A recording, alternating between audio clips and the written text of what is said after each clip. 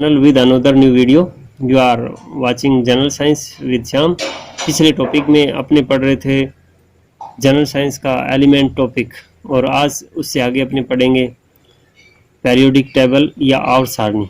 और ये जितने भी राजस्थान के कॉम्पिटिटिव एग्ज़ाम हैं और उसमें जनरल साइंस के जितने भी टॉपिक हैं वो मैं कंटिन्यू आपको प्रोवाइड करवा रहा हूँ। तो उसको आप जानने के लिए या नोटिफिकेशन प्राप्त करने के लिए अपने चैनल को सब्सक्राइब कीजिए। तो आज का जो नया टॉपिक है वो है आवर्त सारणी। आवर्त सारणी या पेरियोडिक टेबल। तो इसमें अपने पढ़ेंगे तत्वों को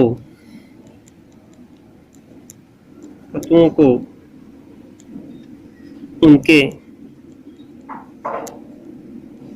रासायनिक गुणधर्मों के आधार पर व्यवस्थित करने के लिए एक टेबल बनाई गई, उसे पेरियोडिक टेबल या आवर्त सारणी कहते हैं।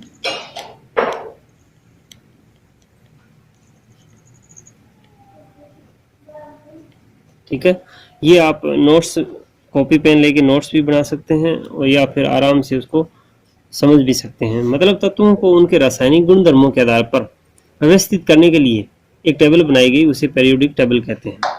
और इसके बारे में सबसे पहले संकल्पना दी थी प्राउट ने। प्राउट एक वैज्ञानिक था, तो प्राउट की परिकल्पना भी कहते हैं। प्राउट की परिकल्पना उन्होंने बताया सन 1815 में तत्वों की एक परिकल्पना दी और बताया, और उन्होंने बताया कि तत्व हाइड्रोजन परमाणुओं से मिलकर बने होते हैं, क्योंकि तत्वों का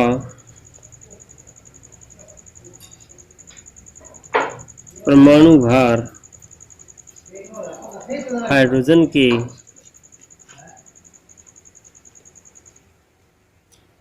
परमाणु भार का सरल गुणांक होता है।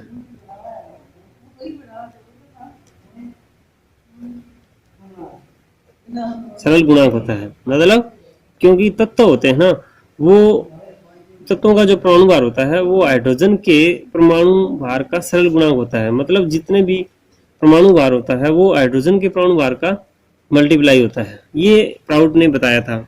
ठीक है, और उसके बाद में अपने बात करें मेंडलीफ की आवर्त सारणी का वर्गीकरण।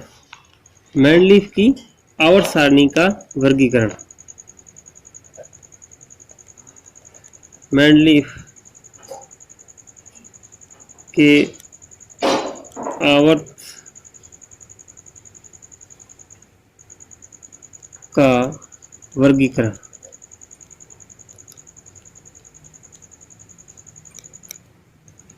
अब इसमें अपने बात करेंगे तो क्या होता है कि रूसी वैज्ञानिक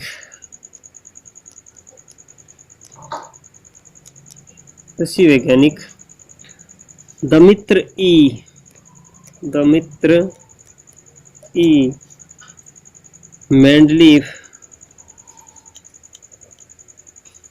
ने 1800 69 मतलब उनसे 54 साल बाद ईस्वी में तत्वों को उनके परमाणु भार यानी परमाणु भारों के आधार पर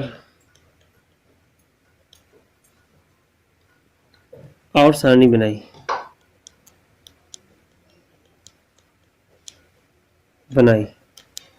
मतलब 1869 में तत्वों के परमाणु भार, यहाँ पे इंपॉर्टेंट बात है, परमाणु भार हैं वो मेंडलीफ ने लिया था और उसी के आधार पर क्या है क्रम वाइज उनको रखा था। और इसी सारणी, इसी के अंदर उन्होंने कई बातें बताई थी। इस सारणी की क्षैतिज पंक्तियों को, इस सारणी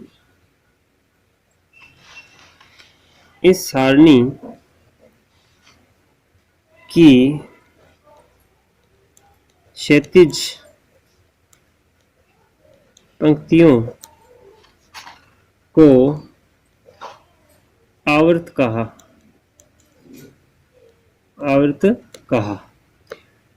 और दूसरी बात बताई थी, और खड़ी पंक्तियों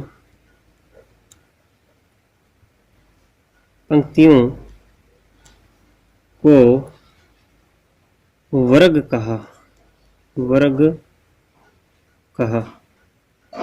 मतलब वर्ग और आवर्त, ये बातें यहाँ पे याद रखने वाली है कि जो क्षैतिज पंक्तियां होती है उनको तो अपने क्या बोला था, आवर्त, और जो पंक्तियां खड़ी होती है मतलब ऐसे जो पंक्तियां बनती है उनको तो क्या बोला था, आवर्त बोला था। और इसके अंदर क्या है, इस तरह जो खड़ी पंक्तियां बनती है उनको क्या बोला था, वर्ग बोला था। ये तो आवर्त हुए यानी आवर्त, और ये जो क्या कहलाते हैं, इनको ये जो भी पंक्तियां बनती है एक दो जैसे आगे और भी, तो इनको कहा था वर्ग। ये उन्होंने बताया था। और उससे आगे अपने बात करें, और उन्होंने बताया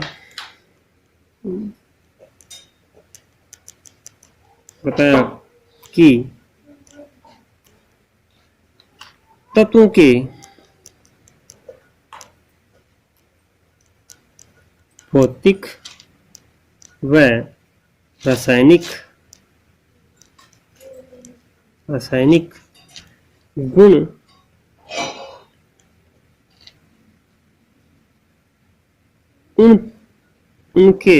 उनके मतलब तत्वों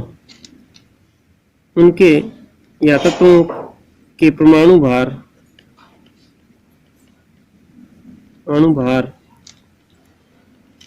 के आवर्ती फलन होते हैं। परमाणु भार के आवर्ती फलन होते हैं। ये बहुत बार पूछ लिया जाता है। यानी तत्वों का जो वर्गीकरण किया गया या आवर्त सारणी में रखा गया वो परमाणु भार के आधार पर किसने किया था, यानी एक तरह से वर्गीकरण या क्लासिफिकेशन किया था, वो किया था अपने मेंडलीफ ने। किसने किया था, मेंडलीफ ने। और आगे एक बात और बताई थी उन्होंने, मेंडलीफ ने जो प्रथम, द्वितीय व तृतीय आवर्त होते हैं, तृतीय आवर्त को लघु आवर्त कहा था। लघु आवर्त कहा था। यहाँ पे मैं आपको एक बुक के डायग्राम से आपको मैं समझाना चाहूँगा कि ये अपने क्या है,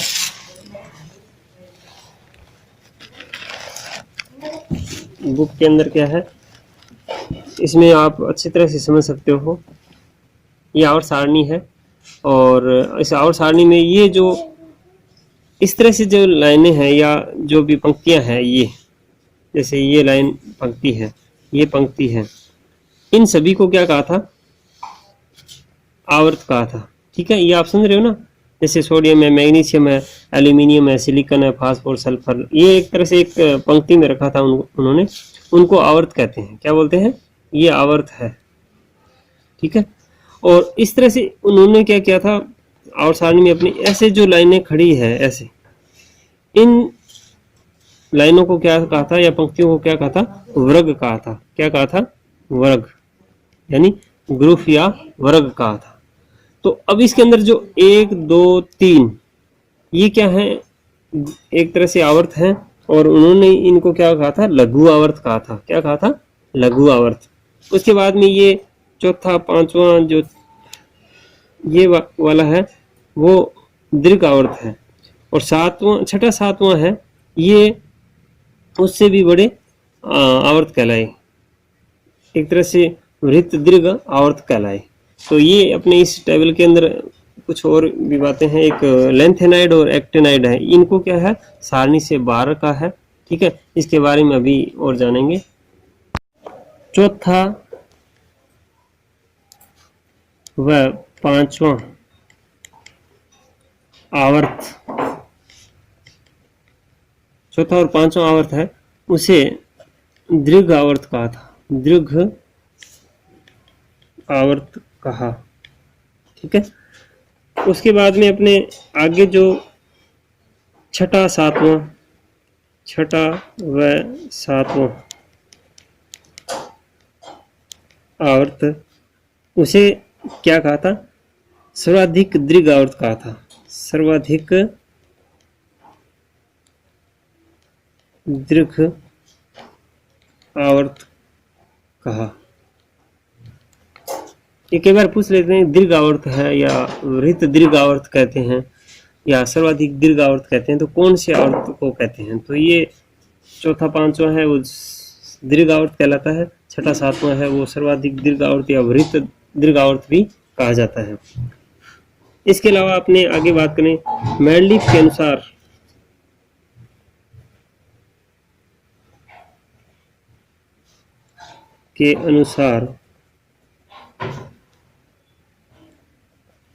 आवर्त सारणी में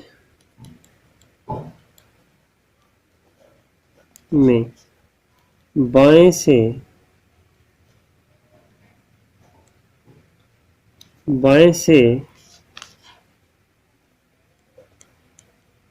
दाएं जाने पर निम्नलिखित परिवर्तन आते हैं। ये बातें इंपॉर्टेंट होगी और ये अच्छी तरह से आपको यहाँ पे ध्यान देना होगा कि जैसे देखिए नाभिकीय आवेश बढ़ता है, यानी यहाँ पर नाभिकीय आवेश बढ़ता है, मतलब यानी बाएं से दाएं जाने पर, बाएं से दाएं जाने पर। ये तो प्रश्न पूछ लेते हैं कि बढ़ता है, घटता है या कोई फर्क नहीं पड़ता है। तो नाभिकीय आवेश की बात करें तो बाएं से दाएं जाने पर बढ़ता है। दूसरा जो टॉपिक है वो परमाणु भार।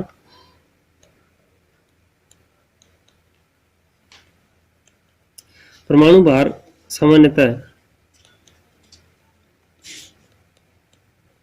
सामान्यतः बढ़ता है, क्योंकि आवर्त सारणी है वो परमाणु भार के आधार पर ही बनाई गई है, तो बढ़ते हुए क्रम में बनाई गई या एलिमेंट को रखा गया। इसी प्रकार बाएं से दाएं जाने पर परमाणु का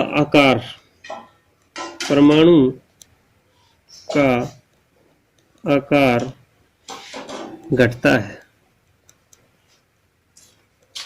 ये प्रश्न बहुत बार पूछ लिया जाता है, क्योंकि इसमें जैसे ही क्या है, अपने बाएं से दाएं चलते हैं तो परमाणु का ये क्रमांक बढ़ता है, उसमें प्रोटॉन और इलेक्ट्रॉन की संख्या बढ़ती है और उसमें आपस में क्या है वो एक तरह से आकर्षित होते हैं और आकार क्या है, छोटा हो जाता है। आकार क्या होता है, छोटा हो जाता है। यानी दाएं से बाएं जाने पर आकार छोटा हो जाता है या आकार घट जाता है। उससे आगे अपनी बात करते हैं आयनन विभव। यानी आयनन विभव का मान भी बढ़ता है। यानी बाएं से दाएं जाएंगे तो आयनन विभव का मान भी क्या है, बढ़ जाता है। और संयोजकता की बात करें, ऑक्सीजन की तुलना करने पर या ऑक्सीजन की तुलना में संयोजकता 1 से 7 तक बढ़ती है। 1 से 7 तक बढ़ती है, परंतु हाइड्रोजन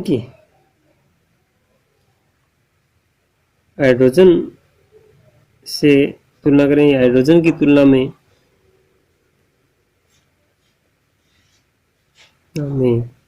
जो संयोजकता है वो 1 से 4 तक बढ़ती है। 1 से 4 तक बढ़ती है। अगला पॉइंट, विद्युत धनी की बात करें, विद्युत धनी गुण में कमी आती है,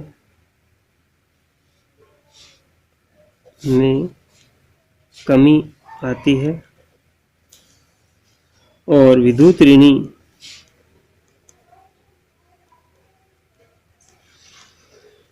ऋणी गुण में वृद्धि होती है।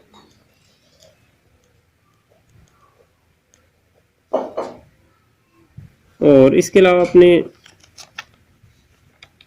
और बात करें धात्विक गुण और अधात्विक गुण, यानी बाएं से दाएं जाने पर धात्विक गुण है, धात्विक गुण अधात्विक गुण में बदल जाते हैं। धात्विक गुण अधात्विक गुणों में बदल जाते हैं। ठीक है। और बीच में उपधातु भी आते हैं, बीच में उपधातुओं को भी जगह दी गई है। इसके बाद में अपने लैंथेनाइड, यानी यहाँ पे थोड़ा सा ध्यान दीजिए, धात्विक गुण अधात्विक गुणों में बदल जाते हैं, बीच में उपधातु को भी जगह दी गई है। ये अपने टेबल को अपने दिखाऊंगा अभी चित्र में, तो उसमें समझ आ जाएगा। उसके बाद अपने बात करें परमाणु भार बराबर क्या होता है। एक पर्सन ये भी पूछ लेते हैं जनरल साइंस में, परमाणु भार बराबर क्या होता है, तुल्यांकी भार इंटू संयोजकता।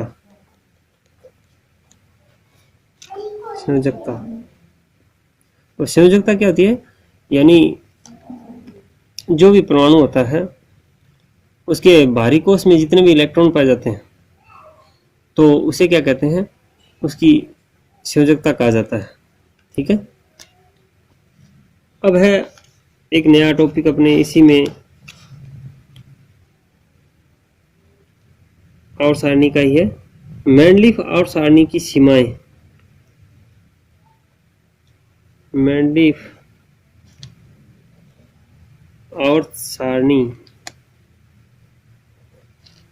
की सीमाएं मतलब उससे पहले अपनी थोड़ी सी बातें हैं वो समझ लें कि अपने जो भी बातें की थी, ये पीरियोडिक टेबल है। ठीक है। और इसमें अपने पढ़ा था कि नाभिकीय आवेश है वो बढ़ता है, मतलब बाएं से दाएं जाएंगे, इधर से इधर जाएंगे तो नाभिकीय आवेश बढ़ता है। और परमाणु भार भी साधारणतः क्या बढ़ता है, जैसे सोडियम है, मैग्नीशियम है, उसके बाद में एल्यूमिनियम है, सिलिकॉन है, तो मतलब इसका 11 होता है, 12 होता है। ठीक है। इसी आधार पे ये तो आधुनिक आवर्त सारणी का डायग्राम है, पर इसी आधार पे क्या है ये आधुनिक आवर्त सारणी बनी है, जो मेंडलिफ ने बताई थी उसी के आधार पे है। तो ये समझाने की कोशिश करूँ कि वो परमाणु भार क्या हिसाब से क्या है उन्होंने बताया था कि बढ़ता है, और आयरन विभव का मान भी क्या है वो बढ़ता है। और इसके अलावा विद्युत धनी जो गुण होते हैं उसमें कमी आती है, मतलब इस साइड से इधर चलेंगे तो विद्युत धनी जो गुण होंगे उसमें कमी आएगी, और विद्युत ऋणी जो भी गुण होंगे उसमें क्या आएगी, वृद्धि होगी। और लेंथेनाइड और एक्टिनाइड उनको क्या कहा था, दुर्लभ मृदा तत्व भी कहा था, उनको क्या कहा था, दुर्लभ मृदा तत्व कहा था। ठीक है, ये अपने क्या था, एक तरह से सारणी के बारे में ये था। और उससे आगे अपने बात करते हैं उसकी सीमाओं की। तो सीमाओं के बारे में अभी पढ़ेंगे, आवर्त सारणी की सीमाएं। इसमें अपनी पहली बात करें कि हाइड्रोजन को निश्चित स्थान नहीं दिया गया, हाइड्रोजन को निश्चित स्थान नहीं दिया गया, मतलब पीरियोडिक टेबल में ये निश्चित नहीं किया गया कि हाइड्रोजन कहाँ पर रहेगा, धात्विक रहेगा या अधात्विक। उसके बाद में समस्थानिकों को भी क्या है, स्थान नहीं दिया गया, मतलब समस्थानिकों को भी स्थान नहीं दिया गया, ये भी इसकी एक कमी थी। इसके अलावा कुछ परमाणुओं को उनके बढ़ते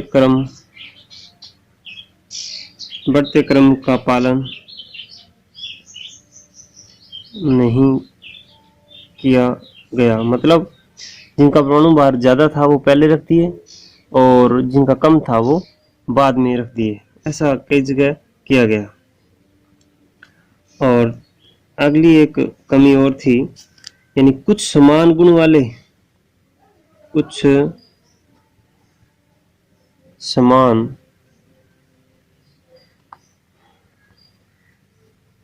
गुण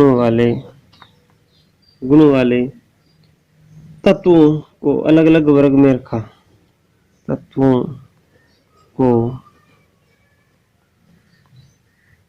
अलग अलग वर्ग में रखा, और असमान गुण वाले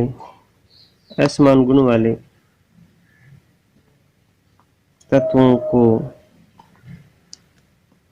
एक ही वर्ग में रखा, एक ही वर्ग में रखा। तो इस तरह से ये इसकी क्या थी, ये इसकी कमियां थी या सीमाएं थी। तो मेंडलीफ ने इस तरह से अपनी सारणी को पहली बार सजाया था, और ये बहुत इम्पोर्टेंट काम किया था उन्होंने अपने जीवन में, और इससे आगे अपनी राहें मिली। तो उसके बाद में मोज़ले ने भी आधुनिक आवर्त सारणी का निर्माण किया, जो अपने अगले टॉपिक में पढ़ेंगे। तो उसके लिए मेरे इस चैनल को सब्सक्राइब कीजिए, और अच्छा लगे तो इसको लाइक कीजिए। Thanks for watching.